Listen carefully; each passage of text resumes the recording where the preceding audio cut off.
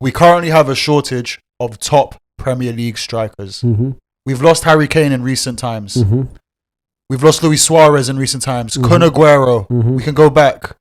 But at this stage in time, I believe there is a massive shortage of top Premier League strikers.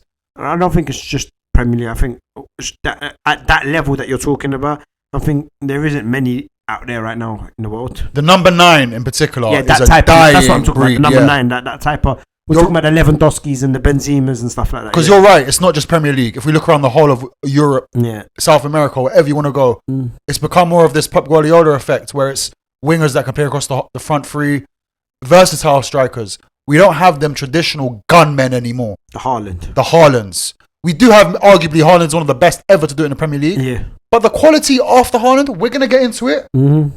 It's alarming, concerning, and needs improvement. I like that. Alarming. Sound like a teacher.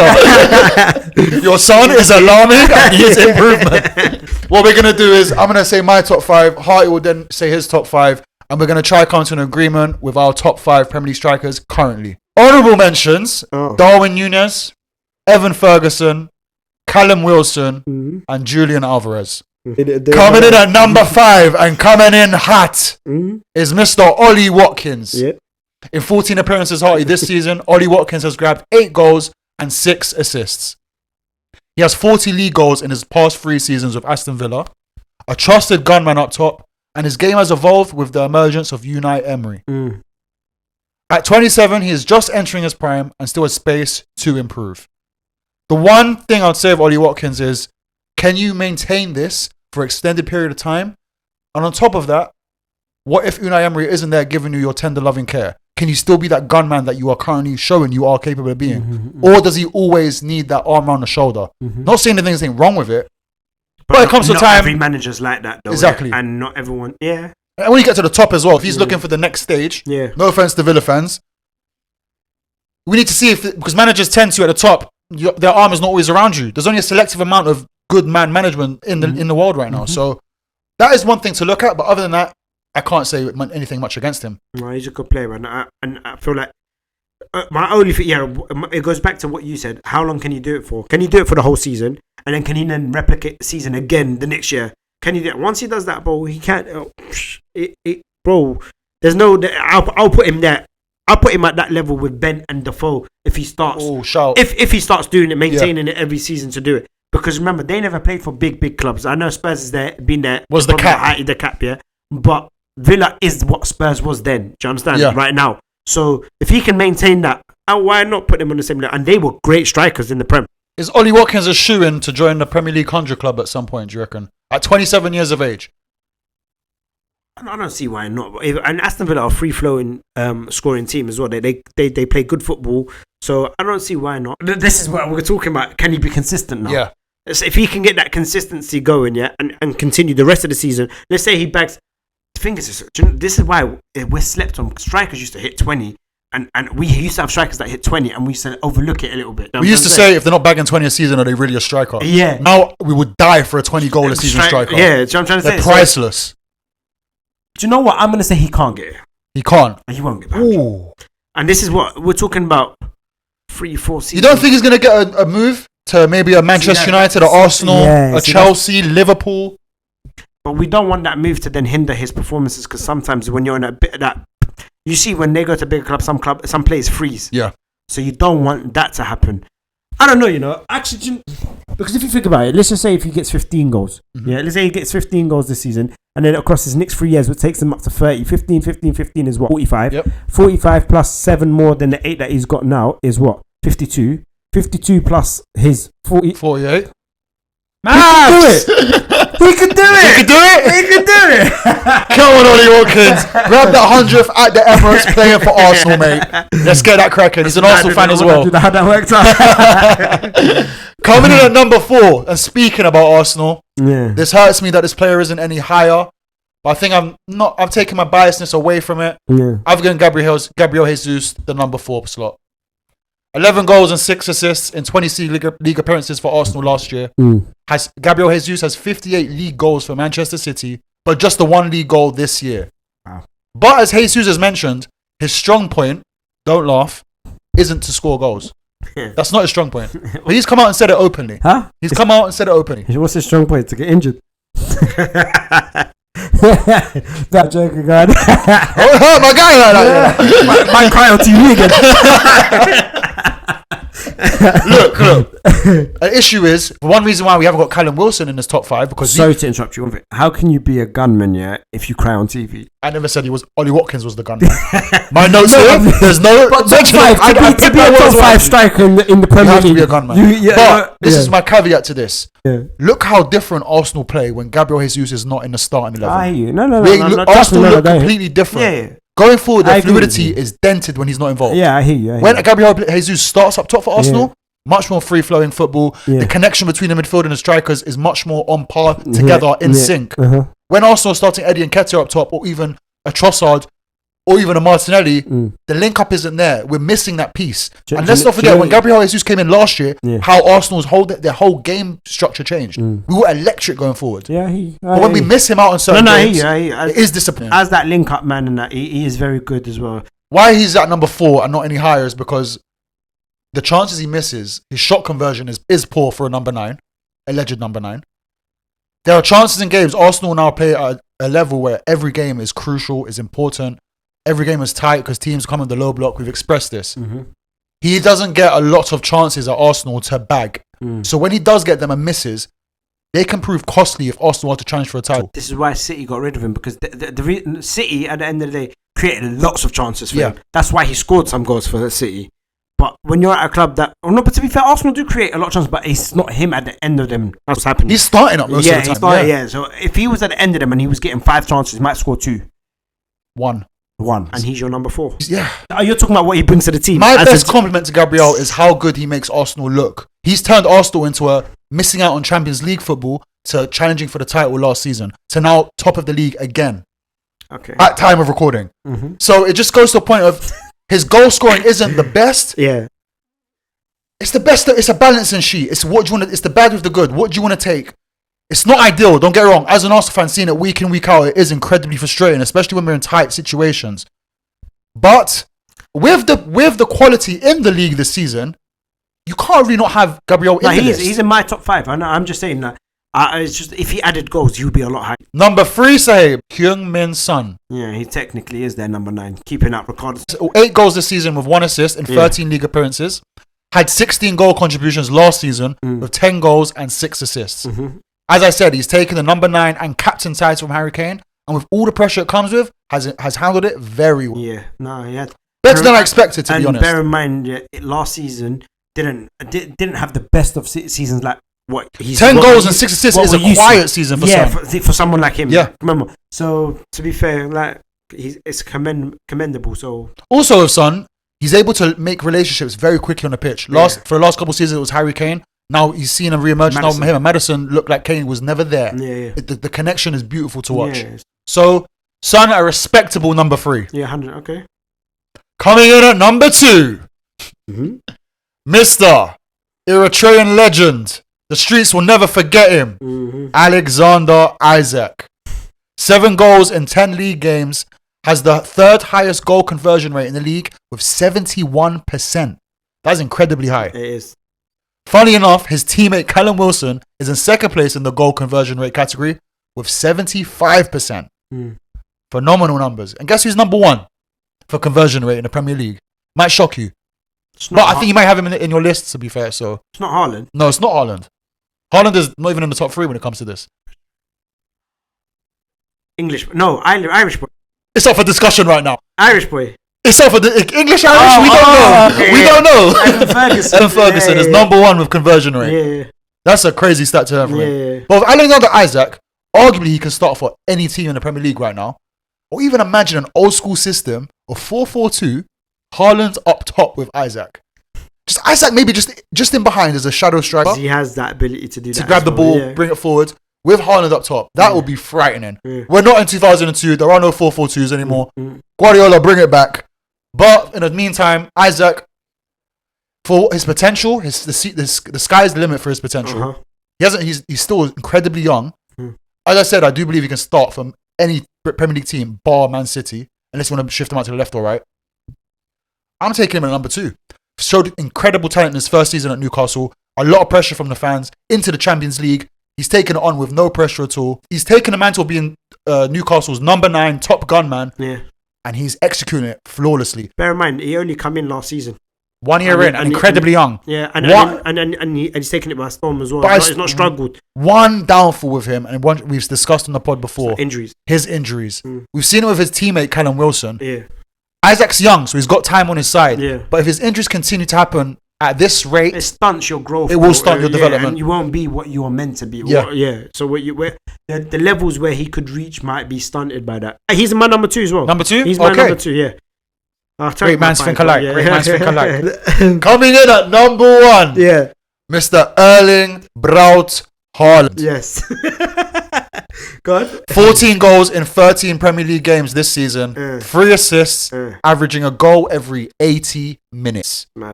At just 23 years of age, Haaland is the fastest to 50 Premier League goals. The sky is the limit for the Norwegian superstar, and potentially could go down as arguably one of the greatest Premier League strikers ever. Mm-hmm. I agree. He's my number 1 as well. So that's my 1 and 2. You've got the shocking. Line. Yeah, but it's a drought. Big drought. I'll give it a minimum of 3 league seasons for us to be able to discuss him amongst the greats. Because if his numbers are compared to them already, how can we not? I'm not gonna lie to you. You know how you asked me for Ollie Watkins? Can he make the 100 club? I think he'll make the 100 club next week. By the end of his contract, he'll be in the 100. Yeah. And that's however many years he's got left. I think he's got 2 or 3 years left. But he'll 100%. If he's already hit over 50, is it over 50 in all competitions or Prem? Fastest in just Premier League. Yeah, in the Prem. Yeah, he can hit that in the next couple of seasons.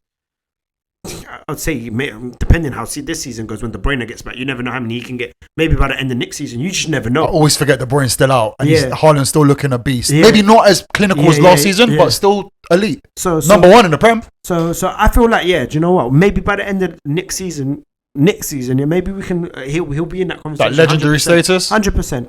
How many more leagues do you reckon he needs? Is he? I don't know. Why does he need it? If Harry Kane's in that conversation and he's not won one league, why can't Haaland's already won the treble with City? Fair point. True. In his first season. Yeah, the treble's a hard feat to accomplish. So I'm saying only 2 teams have ever done it in the Prem. Gone. Yeah. Gone. Who? No, I'm not going to. Who? Say it with chest.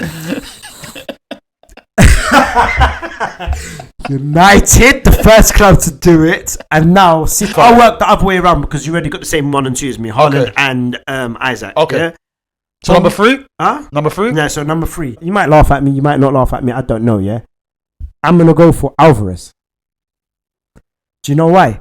Because Alvarez, if he weren't in that City team, he's starting as a number 9 for any of the top 6 clubs. Mini Aguero. He links play well. His football IQ is very good as well on the pitch. If Madrid had Alvarez right now up front, they would laugh. They probably won't even chase Mbappe that hard because he'll score a ton of goals for them. And he'll come in and not too. He hasn't got the ego. He's not a big price tag. He's humble. He's a team player. Everything. Bearing in mind, let's say the others are probably had one of the greatest league seasons you could ever have in terms of winning a treble along with a World Cup. Yeah. Yet still comes in looking like he's just not even the first choice striker playing. So you've got an incredible Haaland in front of you. So for me, Alvarez goes in there. Number 4, Evan Ferguson. This is his second season. Remind me who you said the conversion top number 1. He's top conversion rate, 78%. If he's playing for a team, that is top right now, top 6, top 8. Let's just say in the Prem, and he's able to do that for Brighton. Imagine putting him again. We can always discuss going into a big club, pressure and stuff, but I feel like he's the next Kane. Born for it. He's our next Kane, basically. I genuinely think he's our next Kane for this league, and I feel like his link-up play, football IQ, the know-how, know what to do. Bro, there was a finish. I can't remember who it was. It was a few weeks. No, before the international break, where he was on the edge of the box, the ball dropped, and he just literally passed it around everyone into the goal. Like curled it around the keeper, but not blasting it. Just curled it into the corner. Bro, that means you trust your ability. You know you've got the ability to do that. One question quickly. Yeah. I ask you for in 2 years' time, who do you want as your gunman in the Premier League? Yeah. Alexander Isaac, Evan Ferguson. Ferguson. I see him more as a number 9 as well. In 2 years' time, I see him as a I love a number 9, like a number 9. Old school, traditional number 9. Yeah. You're talking about the bread that's in the box. Van Nistelrooy. Yeah, do you know what I'm trying to say? We ain't getting him anytime soon. Do you know what I'm trying to say?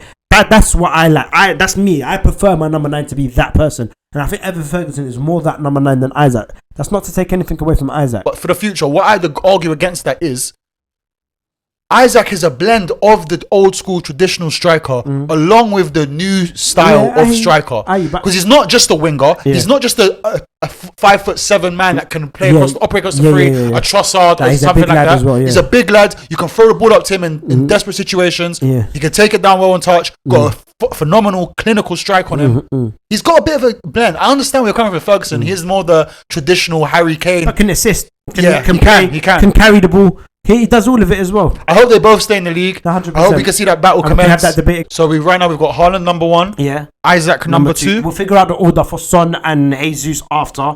It's just whether who do you want? Ollie Watkins or Ferguson? Ferguson, yeah. You may have swayed me a bit with your talk there about Evan Ferguson. I don't know if it's because he's the shiny new toy in the Prem, and us fans, we tend to do this. We see a star coming through the ranks. Oh, he's the next best thing. He's going to become a great legend. Get him in the England team. Get him here. Get him there. Arteta, Guardiola, sign him up. Ballon d'Or. I don't know if I'm moving to... But I think I would choose Evan Ferguson over Ollie Watkins if I had to choose a gunman for my club going forward. Shot conversion. Highest create in a lot the of league. chances as well. But Ollie Watkins is a mobile striker, and Ferguson is as well. Ollie Watkins is more mobile than Ferguson. Yeah, but Evan Ferguson though has shown that he's got the ability. All he needs is good management and good coaching, and he still will get to the top. How many strikers have we seen have a storm in their impact in the first season? Yeah. Don't get me wrong, he still had a great start to this season. Hasn't started as many games as we would expected from Brighton. Yeah. Bear in mind, it is Brighton. It's not a top 3-4 club. Yeah. Brighton are a great club, but they're not at the top echelon of the Premier League. Yeah. He's not managing to start every game. He hasn't cemented a starting spot. I understand De Zerbi might be just embedding him in slowly. Yeah. I understand. Taking the pressure off him. Exactly. That's a good, and it's smart. And it's a smart thing to do. Because he's looking after the player. Ollie Watkins, though, tried and trusted. He's but when you say tried and trusted, yeah, though, he's waiting until 27 to score these goals. I know that's his prime now. Yeah. He's getting into his prime now. I understand that. But if a player is already showing glimpses of it at the age of under 21 years old, he's showing glimpses of it already. And then, all right, you've won me over. All right, so we've got our 3. So our 3 years, Jesus, Son, and Ferguson. Now it's the all. We've got Erling Haaland number 1, Alexander Isaac number 2, Heung-min Son number 3. I can live with that. Okay. Yeah. Number 4 now. It's between Gabriel Jesus and Evan Ferguson. No bias. No bias. No bias. Would you want to play that gets injured, cries on telly? You're a mother. Calls his mum, dad, or whatever who it is. I'm not playing. Tells them I'm not playing. I don't think I'll call my wife and say I'm not playing. I'll be honest. Isn't that disgusting? I might be a toxic man trait. I'm keeping that to myself. Not really? But I don't know enough of Evan Ferguson yet. I've seen what I've seen, media-wise, interviews and stuff. He does come across as a presentable fella, great attitude, and he shows it on the pitch. But Gabriel Jesus has won at the highest level, bar Champions League, in club-wise. For Man City, he won a bag of league titles, was influential in the league title wins. Came off the either wing, through the middle. And that's what I was going to come to next. When he was at that City team and he was playing, the other striker was Aguero, right? Yes. Is that it? They had Negredo. They had So he couldn't. A couple. So you know how you debated how Evan Ferguson though doesn't start all the time for Brighton and stuff like that. I can say the same. When he was at City, Jesus, he's playing on the right, on the left more often than 9. Yeah. Why? You had Aguero up top. Yeah, Aguero, but Aguero coming to the end of his career, even though he was still good. Yeah. Coming to the end of his career, and remember, Aguero and Pep didn't see eye to eye fully, you know. Aguero had to work his way back into that starting 11. So he didn't. So Aguero didn't like his work rate, was it? And his link up play. I think so, but he didn't. So to be still starting ahead of Jesus. So Jesus, why did he not make that number 9 spot? This is the best man, probably one of the best managers in the world ever to do it. We know the answer to that. He's wasteful in front of goal. That's the harsh reality of it all. And who's number 1 conversion rate this season? Who's it? Evan Ferguson. Okay. I wish I never brought up that stat. I didn't even know it. Yeah, but you said. so it's coming from you. You've said it. So if I throw Evan Ferguson with that, let's just say with that stat yeah, for a City team. Let's say he a man that has played one whole season and 6 games, you're going to take over a player that has played 7-8 seasons in the Premier League. Who's played 7-8? Gabriel Jesus, a minimum of 5 Premier League seasons. Playing right wing, left wing. He's also played up top. He has played up top. Coming off the bench. But you know Jesus, he says, I'm not to put you on the spot. What did he say? He said his weak point is scoring goals. But what, and the thing is, he still gets chances, right? Yes. Surely there's some shooting drills or something. You do what Defoe did. Defoe, you said after training finished, he stayed behind, yeah, and it's like 200 shots where the ball will come in and he'll just keep shooting 200 shots so that it becomes second nature. So when you're in the match game situation, but the ball comes, you hit it and you know where you're hitting it. Arteta's the type of coach. But is he? But why is he going home? Like, if you really want it, why is he going home? Why is he going home? Stay behind and flip it. This is your chance, yeah, to win Arsenal the league. They haven't won the league in 20 plus years. Win them the league, bro. Stay behind and do the extra bit of training, bro. Not even training as in like running. It's literally shooting, bro. You're in front of goal, just banging, like doing real life situations. Defender on you, whatever, or put those cones. Your movement improving. His movement's good. I think his movement is good. It's just finish the ball, bro. If he had the finishing, half an hour, 45 minutes extra in training, bro. Do you know how useful? Bro, he'll see. Oh, right, this is working, and he'll start staying an hour and a half, do more training. Do you know what I'm trying to say? These men need to love training, like how Ronaldo used to be the first in training, last out. To leave. This is what takes you to the elite level. But I'm not gonna lie, that's Jesus. He's not even an Arsenal fan. He's showing you pure footballing love. Listen to him, take it in, absorb it, and learn from him. True football great right here. Yes, come on. I agree with everything you said. I have nothing against that. The one thing I'll just add to on top of it is, if he did add the finishing to his game, he could arguably be one of the best in the world. Yeah. But finishing is such a crucial point of a striker for an attacker. The amount he misses, it can hurt you. And I guess Pep Guardiola realized this and understood and moved on from him. Yeah, even to the point he sold Gabriel Jesus to a direct rival in Arsenal. Yeah. Because he obviously thought it won't hurt me as much. What does that say about Jesus? Yeah. Unfortunately, Jesus, you're still in the top 5, but just about making it number 5. Yes. I did my best for you, my brother. I did my best. Just a quick rundown of the Class 93's top 5 Premier League strikers currently. At number 5, we have Gabriel Jesus. Number 4, we have Evan Ferguson. Number 3 is Hyung Min Son. Number 2 is Eritrea's legend, Alexander Isaac. And coming in at number 1, numero uno, Wahid, Erling Braut Haaland, Norway.